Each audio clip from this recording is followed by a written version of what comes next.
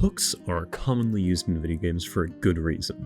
They're really fun to play as, and I'm not just talking about fishing minigames, okay? The satisfaction of throwing out a hook and landing that skill shot into your follow-up is rewarding, regardless of the game. Depending on how the hook and the follow-up is executed, it can make the character feel either really fair to play into, or can make them feel super frustrating. For Overwatch, there's only one true hook hero, and that's Roadhog. And unfortunately for Roadhog, his kit is full of holes, and it often feels like there's very little synergy even within his own kit. Roadhog, being another one of Overwatch's Feast or Famine characters, he's either running the lobby like a server admin, or is a non-entity for his team and an ultimate battery for the enemy. So let's break down Roadhog's design so we can figure out what his core issues are and how they could be fixed. So, just like last time with Widowmaker, let's start by deconstructing Roadhog's theme. And unlike Widowmaker, his theme isn't really settled on. Obviously, his gameplay is built around his hook, but outside of that, he's meant to be a scrapper and Junkrat's bodyguard, as well as a merciless mercenary for hire. The main way his identity as a scrapper comes through is the fact that matches start to revolve around the Roadhog trying to find picks, and he loves a good deathmatch. In order to truly understand how Roadhog turns matches into deathmatches, we're going to need to understand his kit and his numbers, so let's start by going over his primary fire. Roadhog is one of the only characters to have both a shotgun and a projectile, with the only other characters really being Doom, Hazard, and Torb. And each of these characters shoot either 10 or 11 pellets, whereas Roadhog shoots 25, and each of those 25 pellets does 6.5 damage max. If you add on top of that the guaranteed damage from hook and melee, dealing 25 and 40 damage respectively, Hog's combo deals an absurd amount of damage. However, unless you use the hook to guarantee a lot of the pellets hitting, his primary fire just feels pretty bad to use. Part of the issue stems from where the secondary fire starts working, as Roadhog's secondary fire starts out as a chunk before exploding into the shrapnel shotgun. Given the projectile nature of the shotgun, as well as the difference between the primary and secondary fire, it makes it feel like Roadhog has a dead zone between like 4 and 9 meters. And that dead zone really does make Hog feel kinda weak in an area where he should be pretty strong. That being said, he isn't often challenged in that range, and that's because of his next ability, his hook. If there's anything that doesn't need an introduction about this character, it's going to be his hook. While Roadhog has his hook available to him, he is one of the most threatening characters in the game. If it's on its 6-second cooldown though, he's pretty useless. Obviously, the hook itself is easier to land on tanks given their larger hurt boxes, but it's significantly more rewarding to land them on squishies, because that's usually a guaranteed kill without any team follow-up necessary. Chain Hook does effectively negate his shotgun's dead zone, because most characters aren't going to want to challenge him in that range with his hook up. However, that means that without his hook available to him, he's kind of just a sitting duck, with the only thing making him not as much of a sitting duck being his other ability, Take a Breather. Take a Breather is an incredibly simple ability, as it provides both healing and damage reduction as long as you have the resource to do it. While you have the maximum resource, it can heal up to 450 health. And now is also a good time to explain how Roadhog really works as a tank, as this is Roadhog's only form of defensive mitigation. Hog, like most other tanks, does have to walk up in order to actually pose a threat. Unlike most other tanks, he doesn't eat the damage on the way in, he heals once he gets there. Additionally, his complete lack of armor makes his walk up more painful than most other tanks have to deal with. This is also supposed to be covered by Take a Breather. So when it comes to Roadhog actually making plays, he's almost entirely reliant on his hook in order to deal damage. Defensively, he is entirely reliant on Take a Breather in order to actually take space without dying. Obviously, he has a lot of health, but he's prone to getting poked out more than most other tanks due to his large hitbox and lack of armor and shields. And while yes, both of his abilities can be stopped by crowd control, Take a Breather is on a resource and has a short enough cooldown that as soon as the crowd control ends, he's either dead or is going to get right back to healing. His hook being interrupted is annoying since that's his main playmaking tool, but that just means he has to wait for it to come back up again. Roadhog's ultimate is weird. It's a decent zone control and it can melt through shields or fortified Orisa, but outside of that, it just kind of knocks people outside of your threat range. It really feels like Whole Hog just doesn't synergize with any other part of his kit. Now, as far as character perks go, Hog's perks don't really change much about him. His minor perk Scrap Hook reduces his downtime by reloading 2 ammo whenever he lands a hook, meaning that you will never be out of ammo when trying to go for your combo. His other minor perk, Shrapnel Launcher, makes his ult fire better at range by tightening the spread. This is nice for Hog as it allows him to poke out enemies, but considering he's such a giant target, he's gonna get poked out faster than he'll be able to poke out the enemy.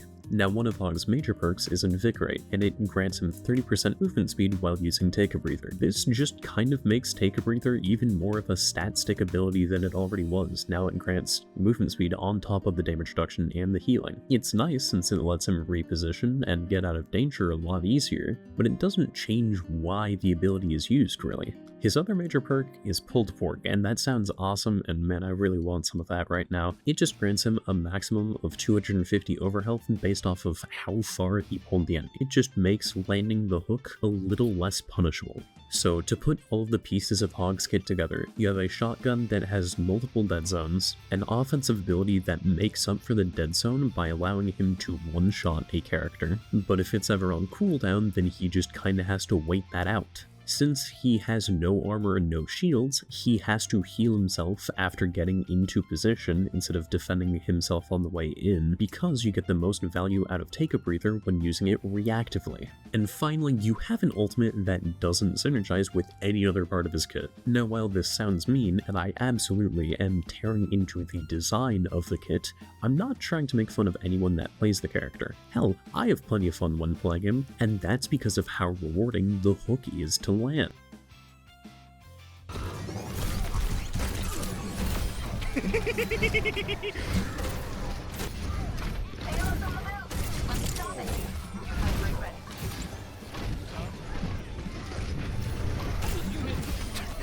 What the fuck did I do?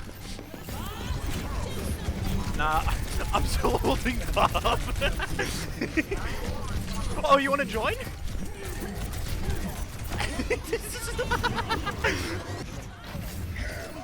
No! I've been shattered. You don't get rest. You don't get to rest.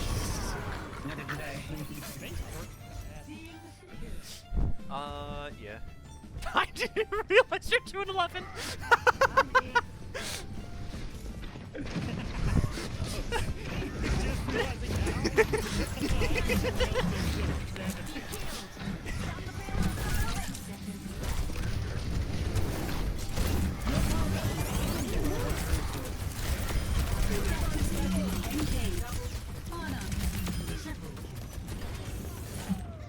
Kill number 3. Oh, 6. Where's Mercy? Where are you? You can't hide!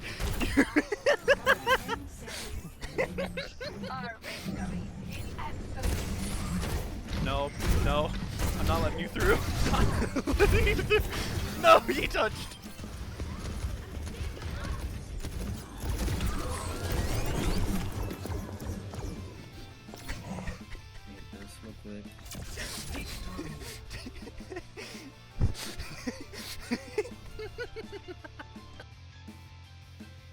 The best part of Roadhog's kit is his hook. It's a fundamentally cool ability, and landing it, especially on really mobile or airborne targets, feels awesome. Hook is a really good ability at punishing overly aggressive targets, as well as shutting down characters going for a big play. The last major positive aspect about Roadhog is the fact that non-tank players know how to play Roadhog, as his kit is really intuitive and is easy for non-tank players to pick up and play, especially because of how self-sufficient he is. Unfortunately, that is the last of the positive aspects, and now we're going to move on to the negative aspects of his kit. And what better place to start than his one-shot combined with his self-sustain. One-shots, like I mentioned last time, are really frustrating to deal with, such as Widow, Hanzo, Old Sojourn, etc. High sustain characters are almost as infuriating to deal with. Just think of Old Mauga, the Goats comp, or Moira and Reaper's high lifesteal.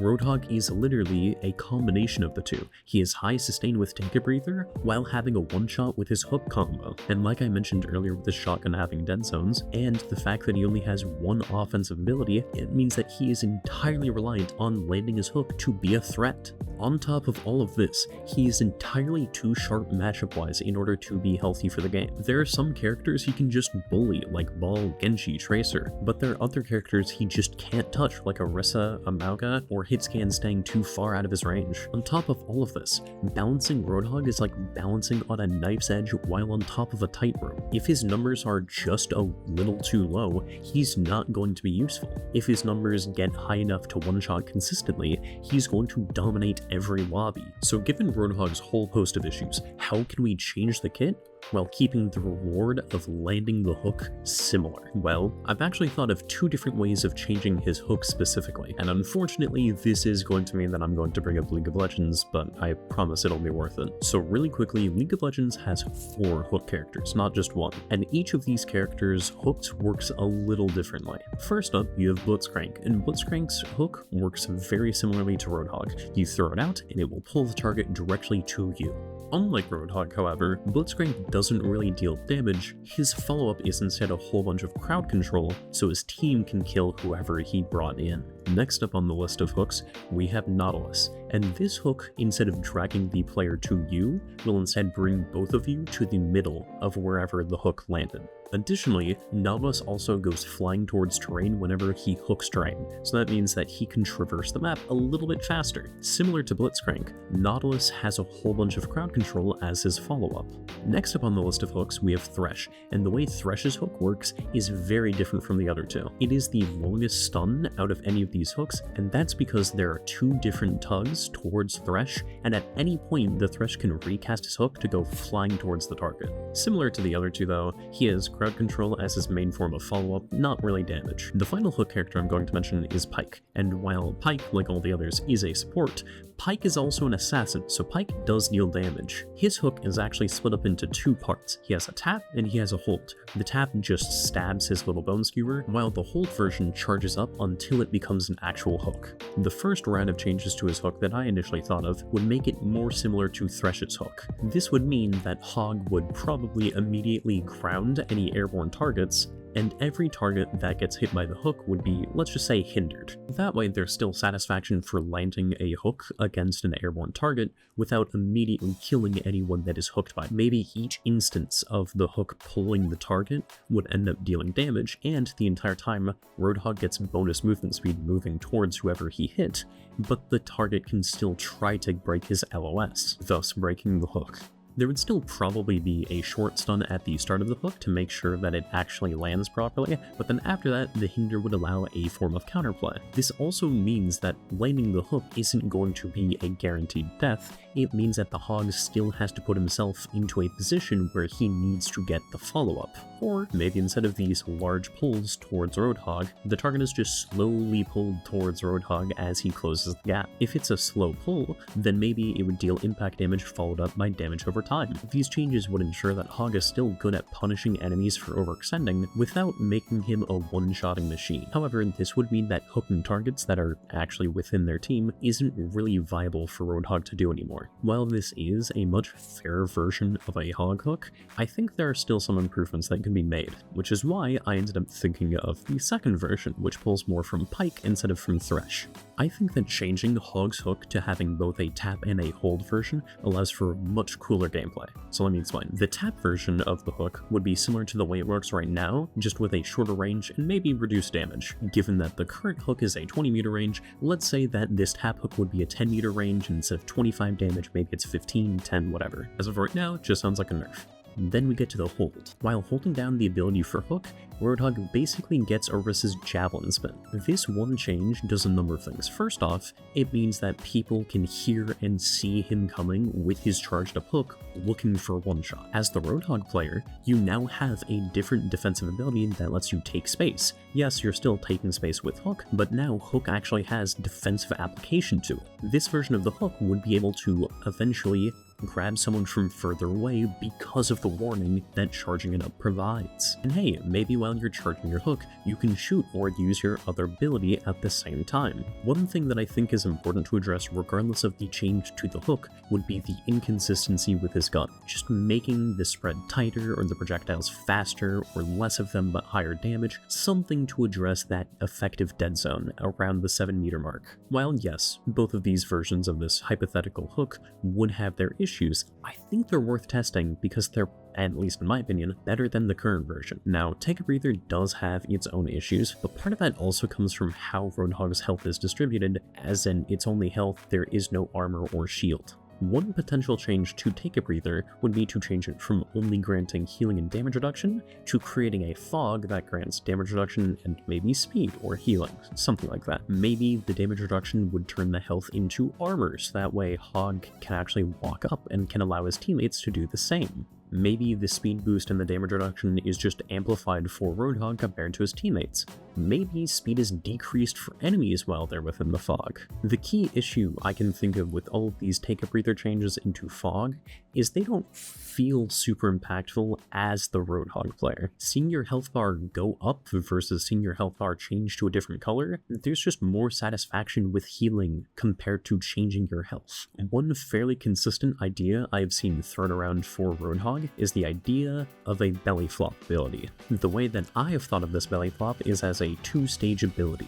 The first stage would be a small dash forward, maybe 5 meters or so, and maybe at this time he reduces damage, or maybe he even reflects projectiles, maybe that's a perk. Any enemies hit by this charge forward would be damaged and maybe knocked back a little bit, and he would be able to reactivate the ability in order to basically flop on them. This second part would effectively act like a Mauga Slam, where anyone hit by it would be knocked down for a brief period of time and you'd probably get a crit marker. Regardless of if you hit it or not, you'd be stuck in a recovery animation that takes some time to get out from. Maybe this, when used in conjunction with the tap version of the hook, would allow you to guarantee a kill, but now you have no form of mitigation available to you.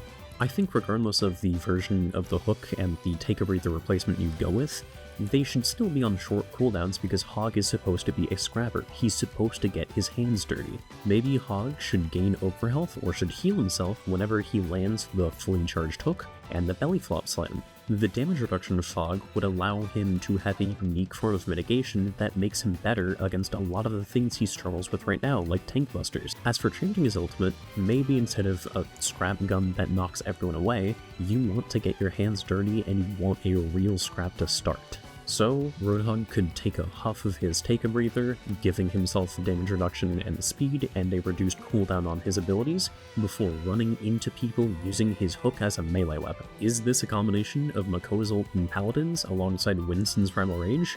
Yeah, it is. So to sum up all of my rework ideas, specifically for the hook, we can either change it to act more like Thresh's hook with multiple pulls or a slow pull towards Roadhog, and while they're hooked, Hog is allowed to shoot at them and runs at them even faster than normal, while the other version of the hook has a tap and a hold version, where the tap version is a weaker version of the hook overall, while the hold one requires you to charge it up, but while charging, you have defensive utility. My ideas for changing Roadhog's Take a Breather include either changing it to create a fog that benefits both him and his team. This fog would provide both him and his teammates with damage reduction as well as speed, and maybe enemies that are caught in it would be slowed.